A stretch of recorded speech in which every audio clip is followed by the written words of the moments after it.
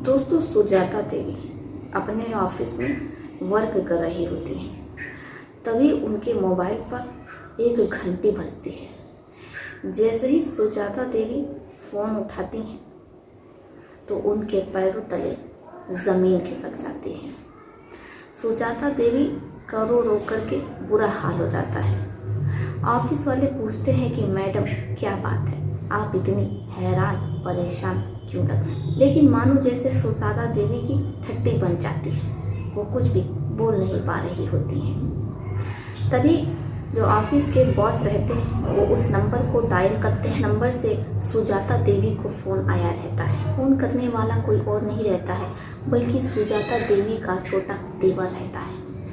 अब जैसे ही ऑफिस वाले पूरी बात सुनते हैं, वो सुजाता देवी को लेकर के किसी तरीके से सुजाता देवी के घर पहुंचते हैं। जैसे ही वो लोग सुजाता देवी के घर पहुंचते हैं तो उनके होश उड़ जाते हैं। बीच आंगन में ही एक शव रखा रहता है। अब किसी को कुछ समझ में नहीं आ रहा था कि आखिर सुजाता देवी के पति की अचानक मौत कैसे हो गई। लेकिन इधर सुजाता देवी की बेटी सरला, वो अपने पापा के लिए बहुत रो रही होती क्योंकि वो अपने पिता की इकलौती बेटी रहती है। अब ऐसे में किसी को कुछ आ रहा होता है। पुलिस वाले आते हैं, वो जांच पड़ताल शुरू करते हैं, लेकिन इस मौत को सामान्य मान करके वो चले जाते हैं। अब बेटी अपने पिता का अंतिम संस्कार करती है, उन्हें मुख अग्नि देती है। इधर सरला देवी, जिन्हें विश्वास ही नहीं हो रहा होता है कि उनके पति अब इस दुनिया में नहीं रहे, लेकिन इकलौती बेटी अपना कर्तव्य अच्छे से निभाती है। अब ऐसे समय बीत रहा होता है। सरला देवी के पति को इस दुनिया से गए हुए 1 साल से ज़्यादा हो जाता है। धीरे धीरे वो ऑफिस जाने लगते हैं, अपनी जो ज़िंदगी होती है उसे जीने लगते हैं। अब कहीं ना कहीं सरला, जिन्हें पति की कमी खलती है, इसलिए वो जिस ऑफिस में काम किया करती थी उसी ऑफिस के बॉस परमेंद्र से एफआईआर कर लेती हैं। एफआईआर हो जाता है।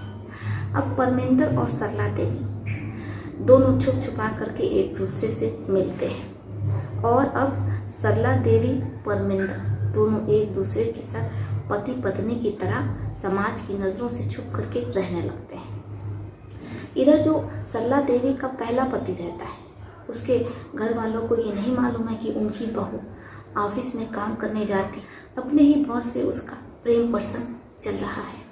इधर परिवार को इस बारे में कोई भी जानकारी नहीं रहती है। लेकिन एक दिन परिवार के पैरों तले ज़मीन खिसक जाती है क्योंकि सरला देवी, जो कि पेट से हो जाती है, उनके पेट में तेज़ी से दर्द उठता है। सरला देवी के ससुराल वाले आनंद फानन में उन्हें हॉस्पिटल लेकर के जाते हैं तो पता चलता है कि उनकी बहू उनके बेटे के इस दुनिया के जाने के 1 साल बाद वो पेट से हो गई है। अब ससुराल वाले, जिन्हें कुछ समझ में नहीं आता है कि आखिर माजरा क्या है, सरला देवी कहती कि नहीं, ये बेटा तो उसके पति का ही है। जाने से पहले कुछ ऐसा हुआ था जिससे कि पेट से हो गया। लेकिन ससुराल वाले, जिन्हें यकीन नहीं हो रहा होता है, उन्हें समझ में नहीं आता है कि वो करे तो क्या करे। इसलिए वो ये फैसला लेते हैं कि सरला देवी की जांच हो। डीएनए रिपोर्ट जैसे ही आती है तो परिवार सरला देवी को धक्के मार करके घर से निकाल देता है क्योंकि सरला देवी अपने पति के बेटे को जन्म देने वाली नहीं थी। वो तो पता नहीं किसका बेटा पाल रही थी। इसलिए ससुराल वाले उन्हें और उनकी बेटी सरला को रात के 1:30 बजे घर से निकाल देती हैं। अब सरला देवी दरवाज़ा खुलाती है, लेकिन ससुराल वाले दरवाज़ा नहीं खोलते हैं। सरला देवी 2-3 घंटे तक ससुराल के दरवाजे पर बैठी रहती है, लेकिन ससुराल वालों को दया नहीं आती है कि इतनी रात को बहू और उनकी पोती कहाँ जाएगी। दादा दादी अपनी पोती से मुंह फेर लेते हैं। अब सुजाता देवी अपनी बेटी को लेकर के अपने बॉस के घर जाती हैं, परमेंद्र के। जैसे सुजाता देवी और सरला पहुंचती हैं तो उनके पैरों तले ज़मीन खिसक जाती है। पहले तो उन्हें जो परमिंदर का वॉचमैन रहता है वो उन्हें अंदर नहीं जाने देता है। परमिंदर जब बाहर आते हैं वो सुजाता और सरला को अंदर लेकर के जाते हैं। वो दोनों परमिंदर का बंगला देख करके दंग रह जाते हैं। उन्हें अपनी आंखों पर विश्वास नहीं हो रहा होता है कि वो अब इस बंगले में रहेंगे। होता भी वैसे ही। सुजाता देवी अपनी बेटी सरला के साथ अपने ही बॉस परमिंदर के घर पर बंगले पर रहने लगती है। अब यहाँ तक तो सब कुछ बिल्कुल ठीक चल रहा होता है, लेकिन इधर जो परमिंदर रहता है उसकी नज़र सुजाता देवी की बेटी सरला पर पड़ जाती है। जब ये बात सुजाता देवी को पता चलती है तो वो उसे समझाती हैं कि देखिए, जो कुछ भी है वो आपके और हमारे बीच है। लेकिन जो बॉस रहता है परमिंदर, वो सुजाता देवी की एक नहीं सुनता है। अब सुजाता देवी को कुछ समझ में नहीं आता कि वो करे तो क्या करे। एक और वो अपने ही बॉस परमिंदर के बेटे को जन्म देने वाले हैं। अब चारों ओर से रास्ते में फंसते नजर, इसलिए वो परमिंदर से कहती हैं कि ठीक है, आज सुबह रजिस्ट्रार ऑफिस चलो और अगर तुम हमसे ज़रा भी प्यार करते हो तो शादी कर लो, क्योंकि वैसे भी मैं तुम्हारे बेटे की माँ बनने वाली हूँ।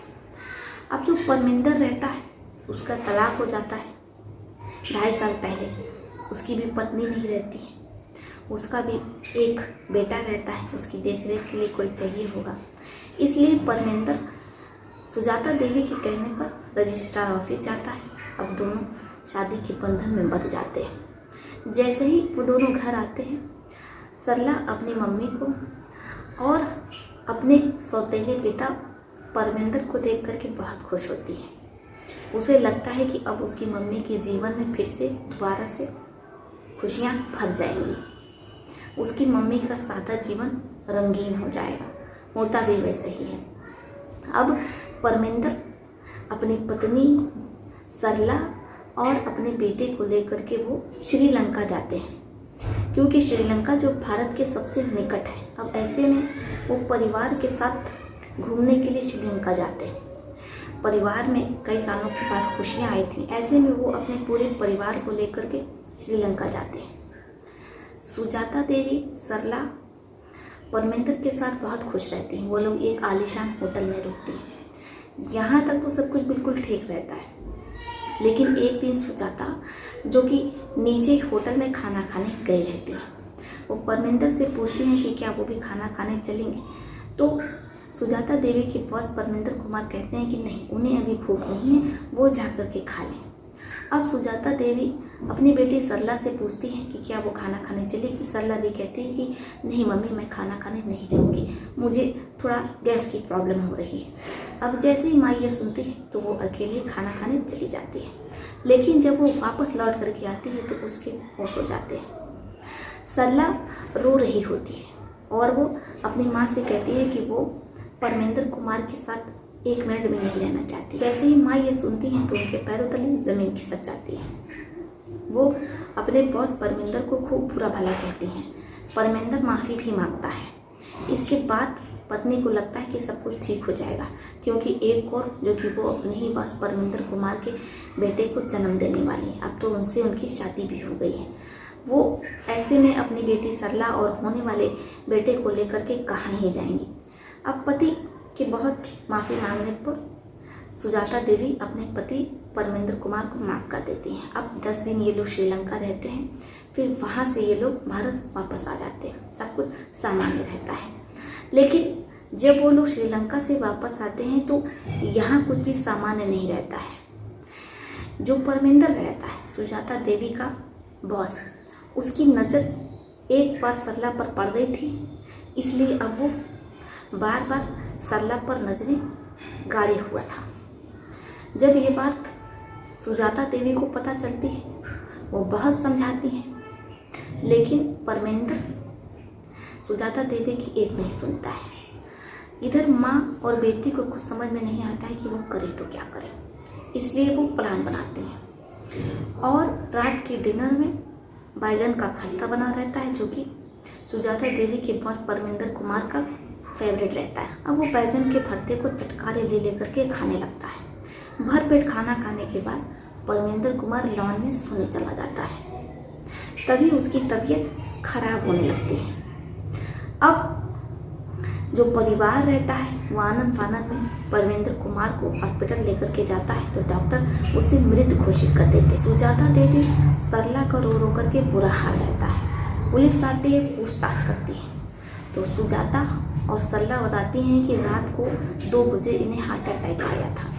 पुलिस वाले भी सुजाता और सरला देवी की बातों पर यकीन कर लेते हैं, कोई जांच पड़ताल नहीं होती है। अब ऐसे में जैसे ही सुजाता देवी का पति का बॉस इस दुनिया से चला जाता है, सुजाता देवी और सरला बहुत खुश होती है।